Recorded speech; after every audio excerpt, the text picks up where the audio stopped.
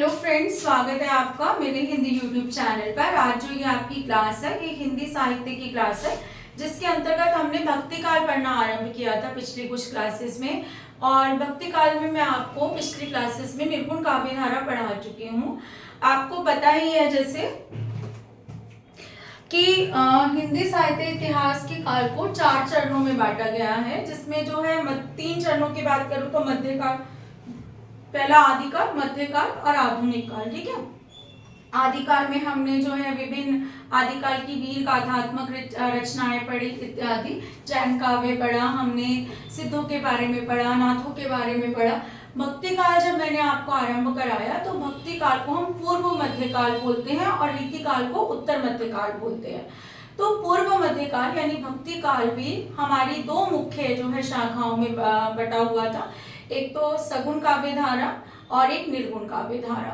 तो निर्गुण काव्य धारा में संत और सूफी साहित्य 2 उपशाखाओं में, और सगुण काव्य धारा में राम और कृष्ण काव्य की बात होती है। तो आज जो हम शुरू करने वाले हैं वो राम और कृष्ण काव्य से संबंधित अपनी क्लासेस अब शुरू करेंगे हम। सूफी और संत काव्य धारा मैं आपको पिछली कक्षाओं में पढ़ा चुकी हूँ। जिन्होंने वो वीडियोस नहीं देखे हैं वो जो है उन वीडियोस को देखें तो उन्हें आगे का भी बहुत अच्छे से समझ आएगा। वीडियो को एंड तक जरूर देखिएगा ताकि जो है आपकी जो है तैयारी बहुत अच्छे से हो। और जो है चलिए पढ़ते हैं आगे।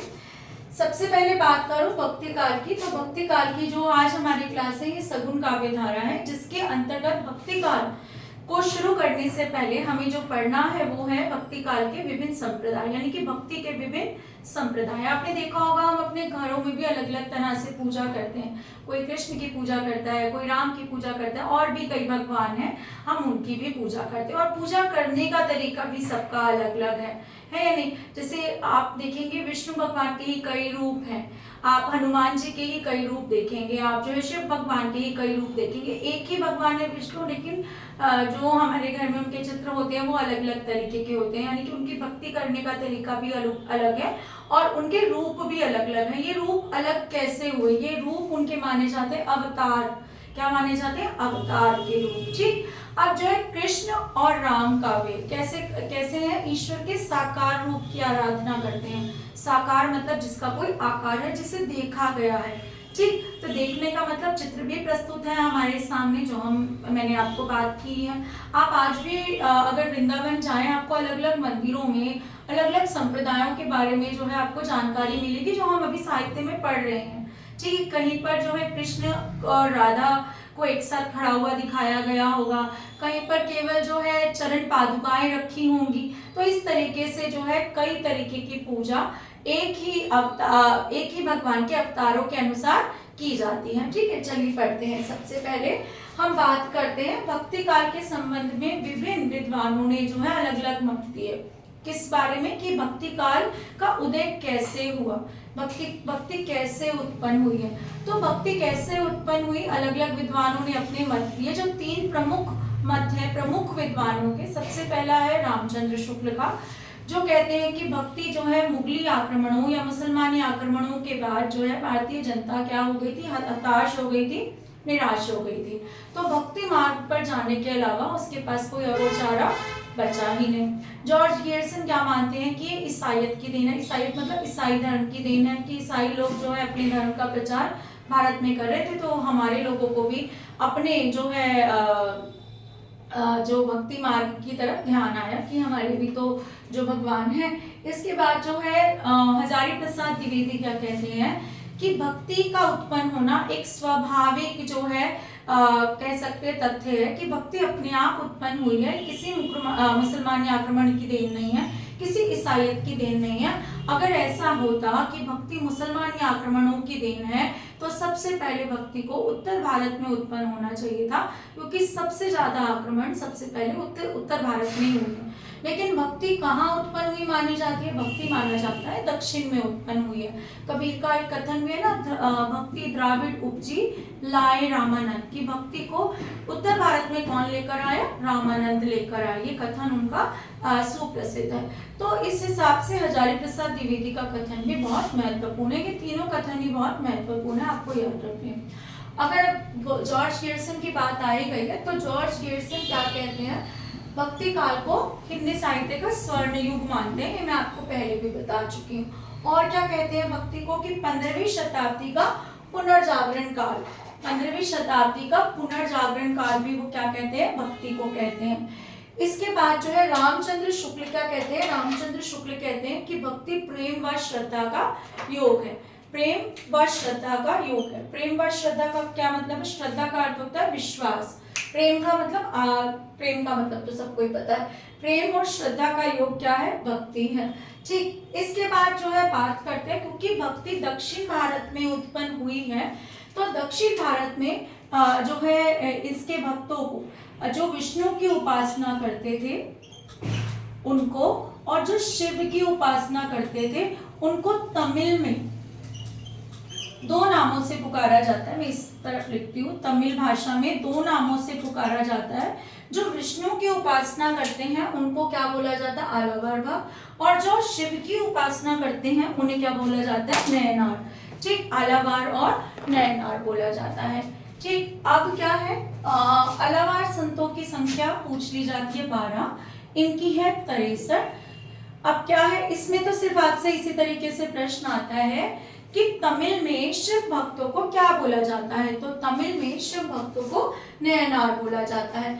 अच्छा, विष्णु के भक्तों को क्या बोला जाता है, विष्णु के भक्तों को आलावार बोला जाता है। लेकिन आलावार भक्तों में से जो और प्रश्न आते हैं वो कैसे आते हैं कि इनमें एक महिला संत थी, एकमात्र महिला संत थी, उसका नाम क्या था, आंडाल। क्या नाम था, आंडाल या आंडाल दोनों लिखा होता है।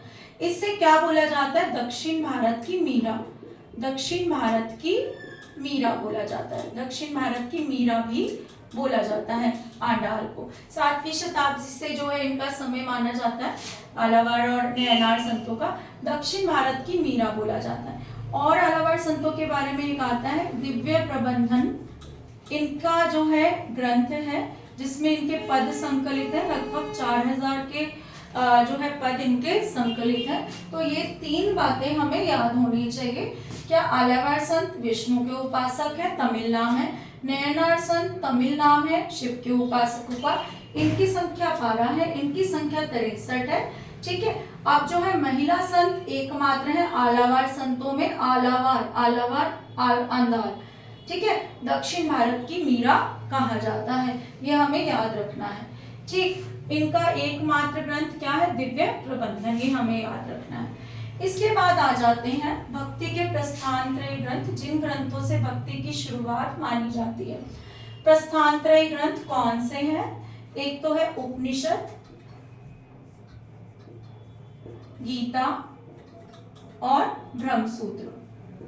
ब्रह्मसूत्र, ये 3 ग्रंथ कैसे माने जाते हैं, जिनसे भक्ति की शुरुआती दौर के ग्रंथ हैं ये प्रस्थानत्रयी, जिनसे भक्ति संबंधित रचनाएं इत्यादि लिखनी आरंभ हुई। इसके बाद एक और ग्रंथ जो है, इसको मिटा देती हूँ अगर अब ये याद हो गया हो तो।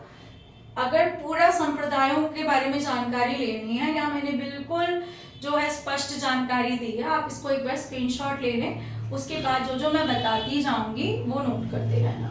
ठीक, चलिए, तो इसके बाद एक ग्रंथ है जो हमें नाम याद रखना है, वो है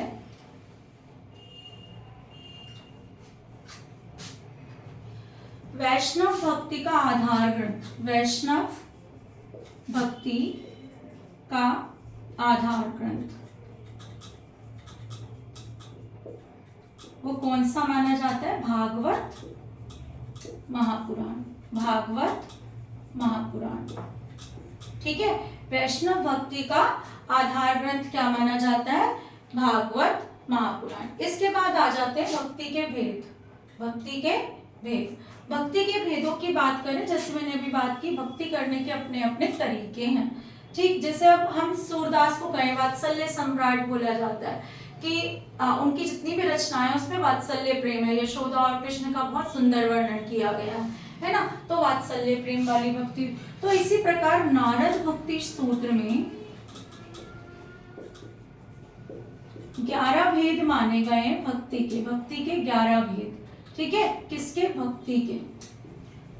अब 11 भेद में क्या क्या आ जाता है, जैसे कि जो है आत्मनिवेदन करना, आत्म निवेदन में आ सकती, वात्सल्य में आ सकती, अर्चना में आ सकती, वंदना में आ सकती, ऐसे करके। इसके बाद एक आ जाता है नवधा भक्ति। वही बात है दोबारा से, नवधा 9 भक्ति के भेद है।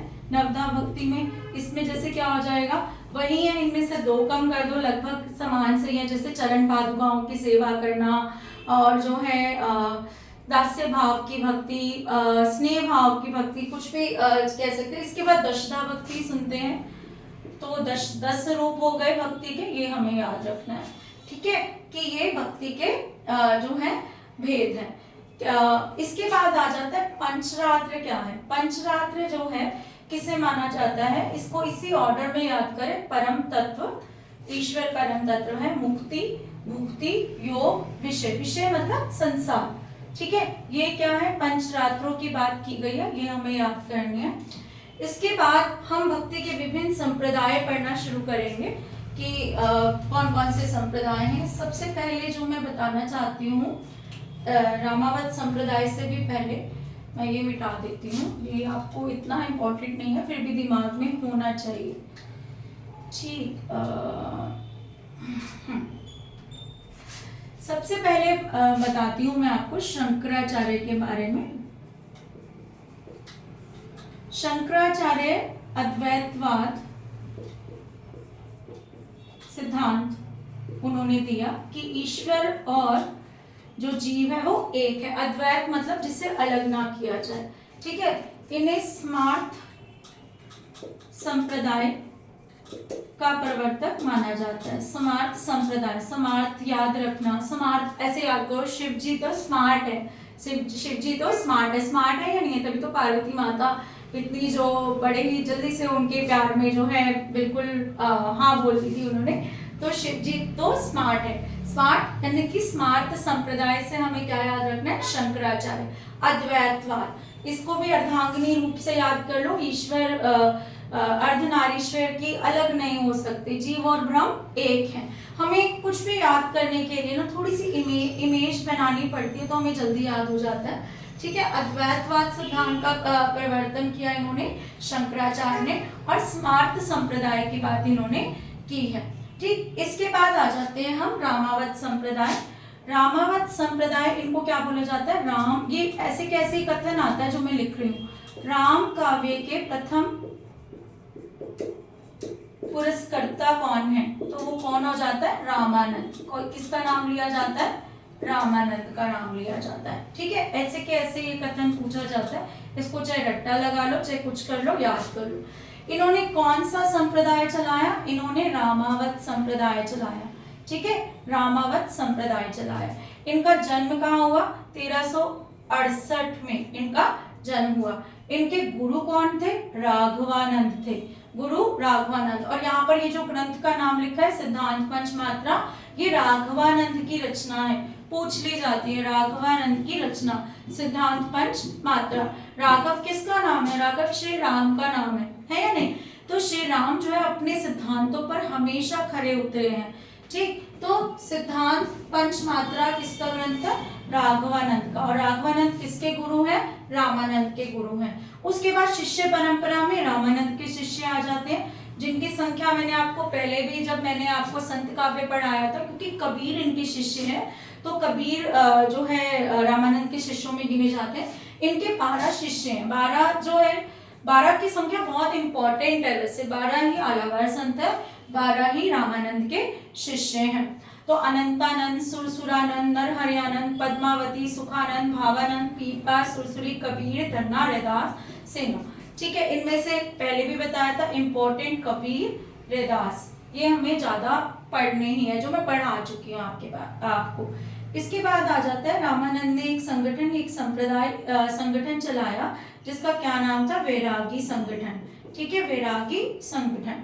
अब कैसी भक्ति में विश्वास रखते हैं रामानंद, दशधा भक्ति में विश्वास रखते हैं, ये हमें याद रखना है। अगला संप्रदाय जो हमें पढ़ना है वो है श्री संप्रदाय।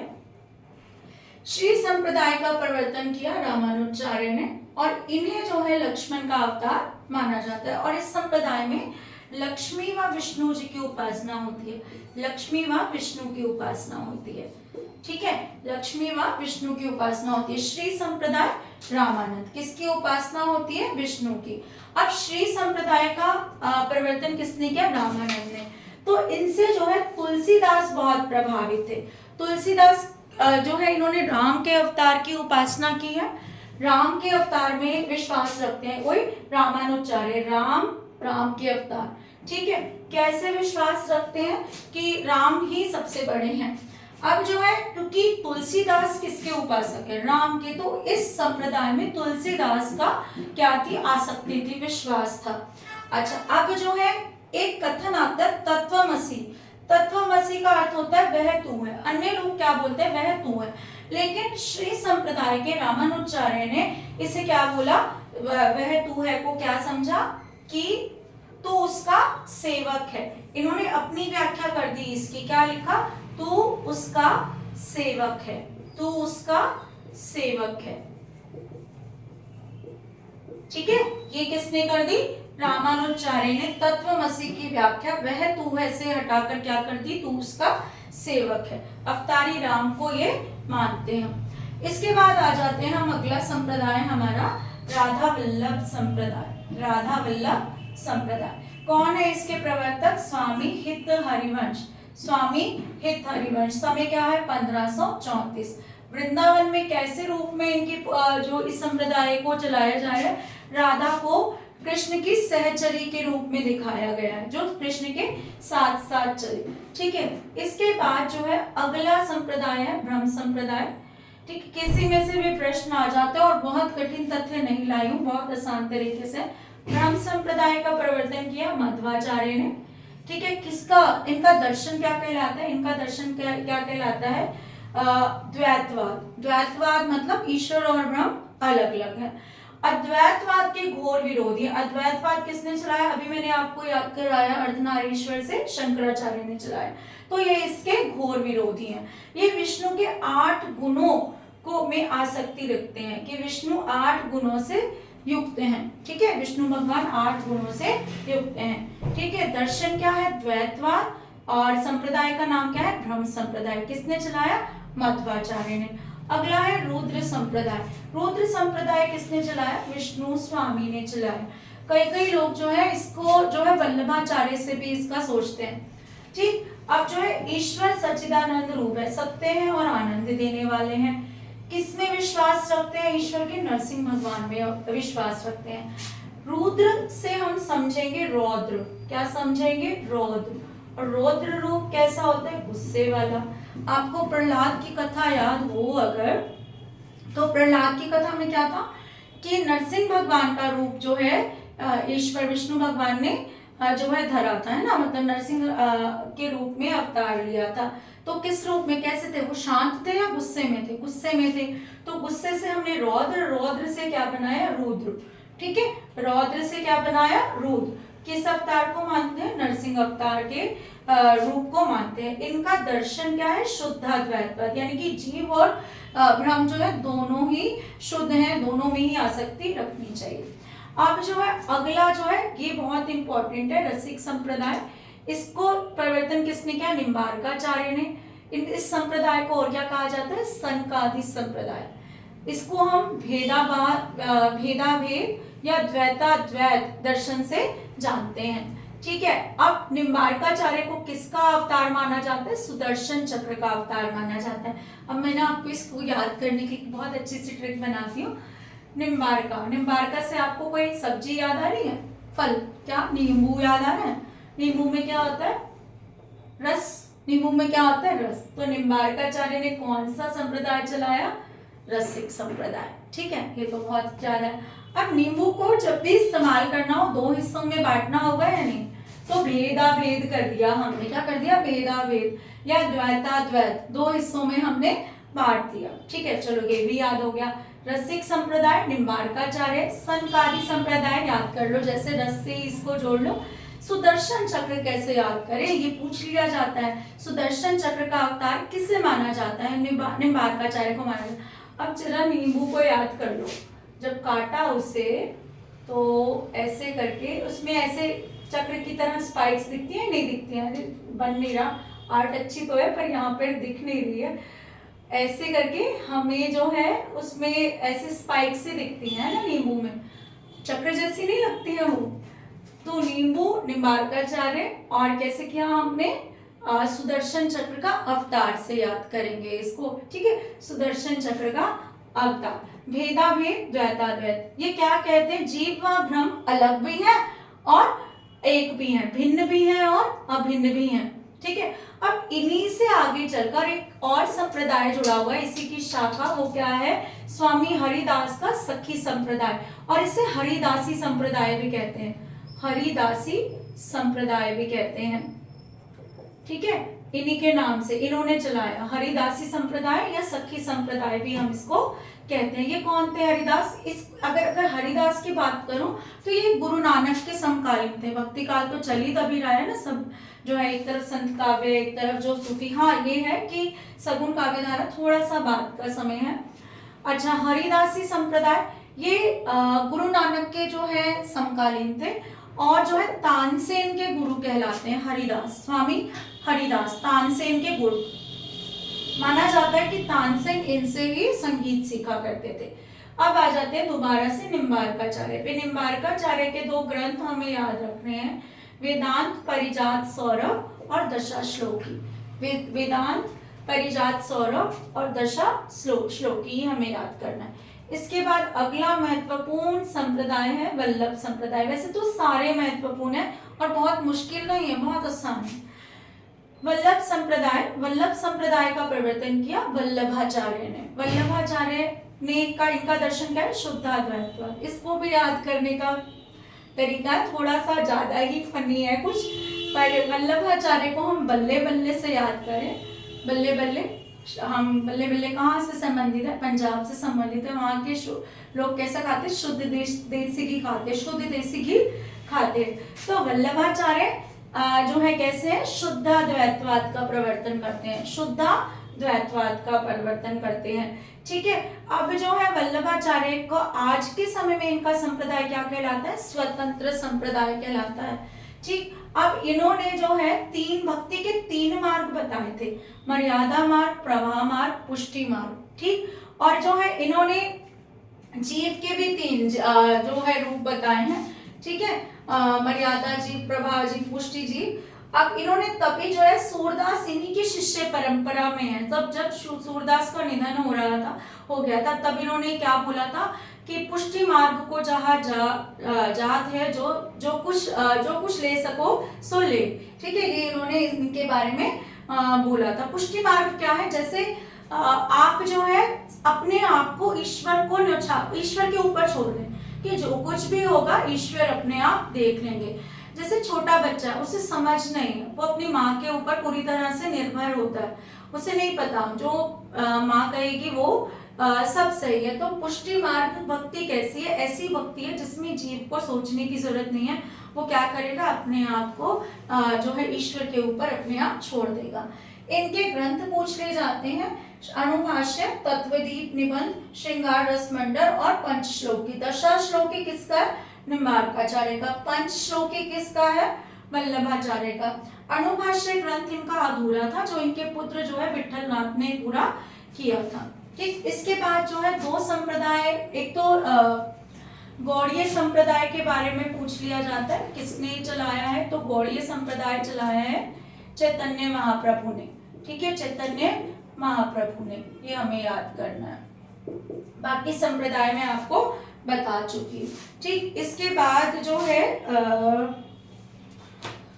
अन्य जो चीजें हैं तो बहुत सारी, लेकिन इतना है कि ये काफी है परीक्षा की दृष्टि से, बहुत ज्यादा मैंने छोड़ा नहीं है कुछ भी, सब कुछ लाने की कोशिश की है। जब हम अब इसके बाद हम शुरू करेंगे अष्टचाप और जो है राम का कृष्ण काव्य, ठीक है, कृष्ण कवियों के बारे में और जानकारी हासिल करेंगे। क्लास अच्छी लगी हो तो वीडियो को लाइक, शेयर और चैनल को सब्सक्राइब कीजिए, और लाइक जरूर कीजिए, एक सिंगल बटन तो दबाना है यार, कुछ तो करना नहीं है, तो प्लीज लाइक जरूर कीजिए। Thank you.